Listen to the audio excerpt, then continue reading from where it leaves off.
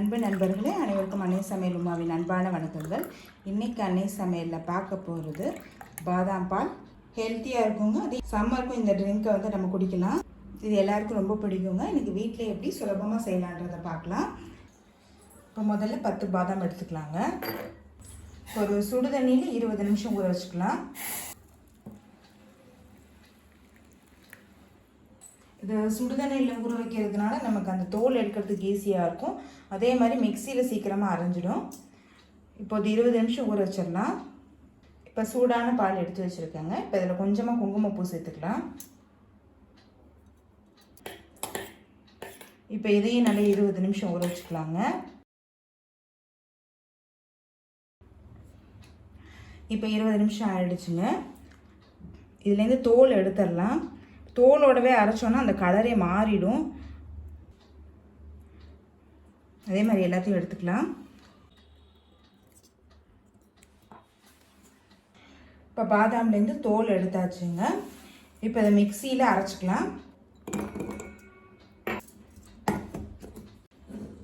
இப்போ இதில் கொஞ்சமாக பால் சேர்த்து அரைச்சிக்கலாம்.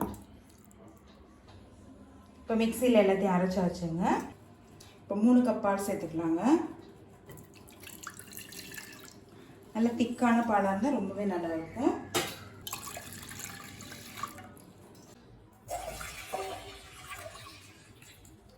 இப்போ நம்ம பண்ணும்போது ஒரு 2லேருந்து ஒரு 3 பேருக்குள்ளங்க. 2 பேர் தாராளமாகவே சாப்பிட்லாம். அந்த அளவுக்கு தான் பண்ண போகிறோம். அந்த அளவுக்கு பாதாம் வந்துன்றது போதுமானதுங்க. ரொம்ப அதிகமாக பாதாம் போட்டாலும் குடிக்கிறதுக்கு ஹெவியாக இருக்கும். நீங்கள் விருப்பப்பட்டீங்கன்னா பாதாமோட அளவு இன்க்ரீஸ் பண்ணிக்கலாம். இப்போ பால் நல்லா சூடாகிடுச்சுங்க. இப்போ நம்ம அரைச்சி வச்சுருக்க பாதாம் விழுதை இதில் சேர்த்துக்கலாம்.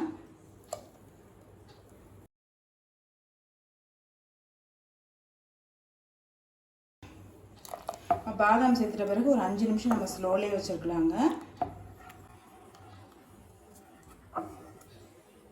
இப்போ பாதாம் சேர்த்துட்டு நல்லா 5 நிமிஷம் ஆகிடுச்சு. பால் பார்க்கும்போதே தெரியும் நல்லாவே திக்காக இருக்குங்க. ஓரத்துலலாம் வந்து இது மாதிரி அடிப்பிடிக்காமல் இருக்க கலரி விட்டுக்கிட்டே இருங்க. கொஞ்சமாக ஏலக்காய் பொடி, கொஞ்சம் முந்திரி, கொஞ்சம் பாதாம் சேர்த்துக்கலாம். முந்திரி பார்த்திங்கன்னா நல்ல டேஸ்ட்டுக்காக நாங்கள் சேர்க்குறோம். நம்ம குடிக்கும் போது இந்த வாயில் வந்து நல்லா தட்டுப்படும், டேஸ்ட்டாகவும் இருக்கும். இப்போ அடுத்தது குங்குமப்பூ சேர்த்துக்கலாம்.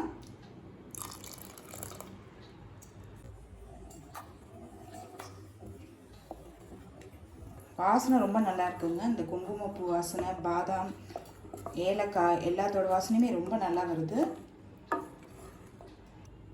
அடுத்தது 2 டேபிள் ஸ்பூன் அளவு சர்க்கரை சேர்த்துக்கலாங்க.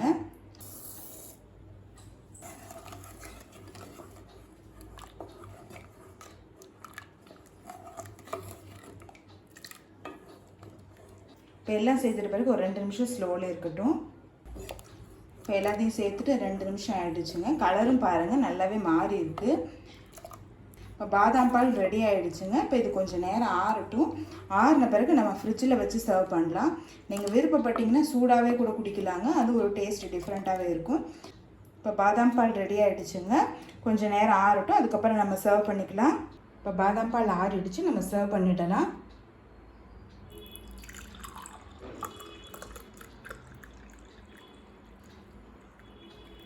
இப்போ சுவையான பாதாம் பால் ரெடி ஆகிடுச்சு.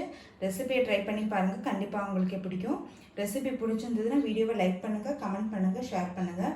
இது வரைக்கும் அன்னை சமையல் சேனலை சப்ஸ்கிரைப் பண்ணுறேன்னா சப்ஸ்கிரைப் பண்ணுங்கள். தேங்க்யூ.